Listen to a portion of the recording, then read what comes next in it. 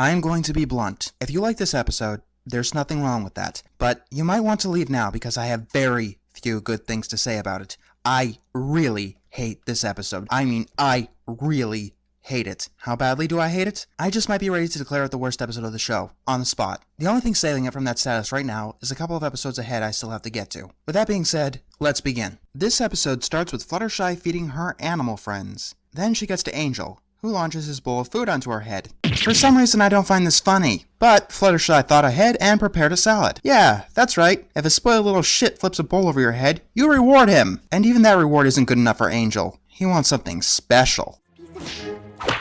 The fuck? Okay, you two dumbasses. You want to start at the bottom? You'll start at the bottom. Is that supposed to be funny? Were we supposed to laugh at Angel bitch-slapping Fluttershy? Whichever you two thought that would be funny, please never write again, because that wasn't slapstick. That was domestic violence. Yes, I know this episode is about Fluttershy learning to stand up for herself, and we aren't supposed to want to see this. But first of all, the bowl on her head was enough to get the point across. Secondly, if that was the case, then Angel would have gotten some sort of consequences for his actions in this episode. He doesn't get any sort until Discord messes with him and Keep Calm and Flutter On. Oh god, how I love that episode. I know that he's a rabbit, but he's been shown just as sentient as ponies, and that was horrid, even for him. Hell, that was horrid for Diamond Tiara. And that sets the plot into motion. Yeah, we're only 1 minute in. Get comfortable. So, Fluttershy goes into town to gather up ingredients for you-know-who. And it turns out that everyone else in town is a dick! Yeah, we got the worst of both worlds here. Logic takes a backseat to the plot, a la Charlotte Fullerton, and it's horribly mean-spirited, a la Meriwether Williams. Whose idea was it to put them together? Once again, I know we're not supposed to want to see this. We're supposed to increasingly want to see Fluttershy stand up for herself. But the way this episode is written, I'm instead thinking of where the hell all these assholes came from. Remember in the last episode? Yeah, what happened to that Ponyville? Fluttershy runs into Pinky and Rarity. And guess what? They're assholes in this episode too. Rarity seduces Asparagus out of this nerd stereotype. And Pinky does the old Bugs Bunny trick to scam a store vendor. You realize that, right? But yeah, I do like a good reference to the classics. So here's the deal. I'll concede that that's funny, but that's about as funny as the episode gets. Then Fluttershy comes across this asshole, who sees that she's desperate and charges an outrageous price for it. Of course, Fluttershy screws up both Rarity's and Pinky's tricks because, I don't know.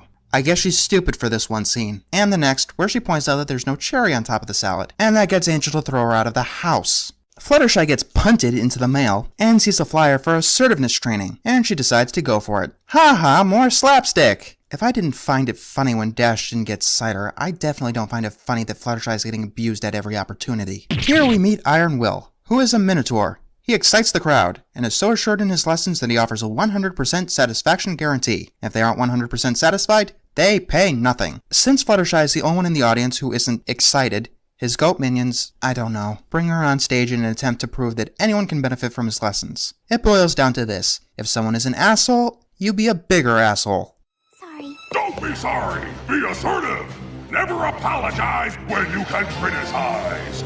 Don't mind if I do, you big blue far-faced dick. Fluttershy really seems to like this idea. So the abuse to her is all over and the episode gets better, right? Yeah, sure, it gets better. No, it gets worse. Although I wasn't sure how they would top that, but they found a way. First of all, remember all those assholes that came from nowhere in the beginning of the episode? Yeah, they went back into the ether, never to be seen again. Usually in your average Lifetime movie of the week, the abused starts taking revenge on the assholes who abused her. None of the assholes in this episode face any consequences. Instead, Fluttershy goes after other assholes, starting with her gardener from The Best Night Ever. That's an odd cameo. After he overwaters her flowers, she overwaters him. And Fluttershy is excited that it actually works. Believe it or not, that is the only justified action in the entire episode. No, I'm not kidding. Two more stereotypes, this time Valley Girl, are blocking the bridge. When they don't move, Fluttershy coats them with garbage. Fluttershy's a Pegasus. She has wings. You see the problem, right? She can fly over.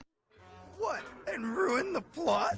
Fluttershy enters Sugar Cube Corner, and hey, a new asshole appears! Seriously, where the fuck are these guys coming from? Before in the market, you can make an argument that the stand owners were justified in their behavior, since Fluttershy was acting timid. But now they're just coming from nowhere, specifically to cause Fluttershy to flip. And here's where the episode goes from bad to abysmal.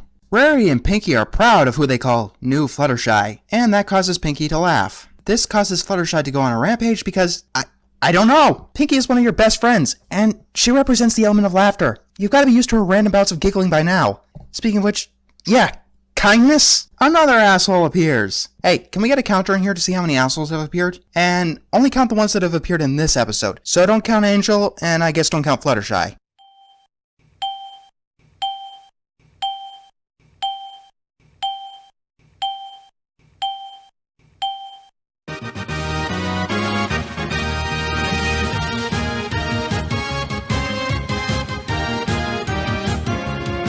You see my problem, right? All of these one-shots are here just to push Fluttershy over the edge. And is she flipping the bird here? Pinky and Rarity also see how badly this episode is panning out. Now Fluttershy is shouting at her animal friends, and she goes beating up the mail pony when he gave her the wrong mail. And then she punts a tourist. What am I supposed to be feeling here? Am I supposed to have a you go girl kind of reaction? Woohoo, yeah, you go girl, go assault the random passerbys. Pinky and Rarity finally try to stop her, and then we get, in my opinion, the worst moment of the entire show. That you've taken your assertiveness training a little too far. What? You just want new Fluttershy to be a doormat like old Fluttershy. Old Fluttershy is gone! New Fluttershy? Old Fluttershy? What happened to nice Fluttershy? We want that Fluttershy back. No, you want wimp Fluttershy. You want pushover Fluttershy. Need Fluttershy to keep track of. Make it stop! Things getting too complicated for your simple little brain, Pinkie Pie. Let's not let things descend into petty insults. Why not? I thought petty was what you're all about, Rarity, with your petty concerns about fashion. Hey, leave her alone! Fashion is her passion! Oh, and what are you passionate about? Birthday cake? Party hats? I can't believe that the two most frivolous ponies in Ponyville are trying to tell new Fluttershy how to live her life when they are throwing their own lives away on pointless pursuits that no pony else gives a flying feather about! Deduct a point.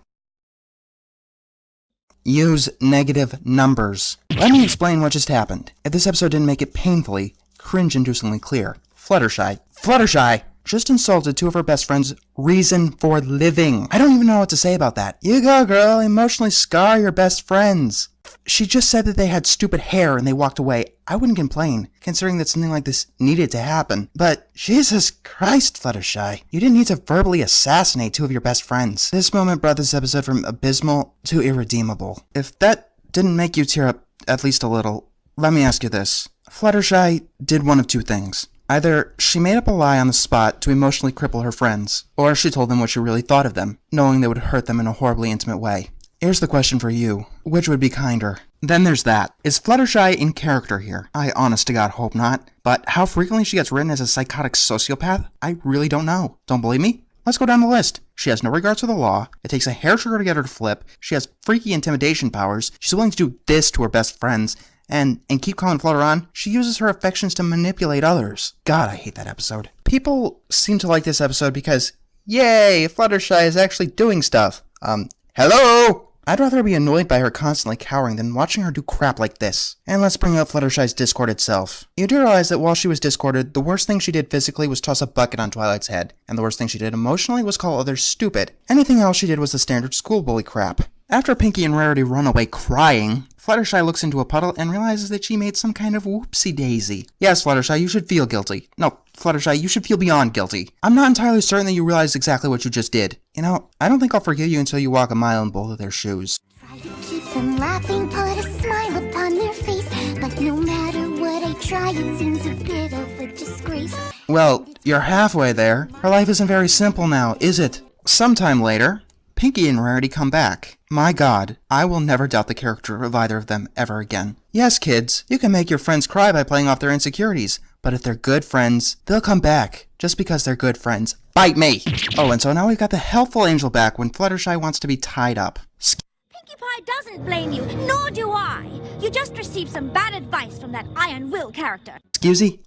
He's the one that made you act super duper nasty.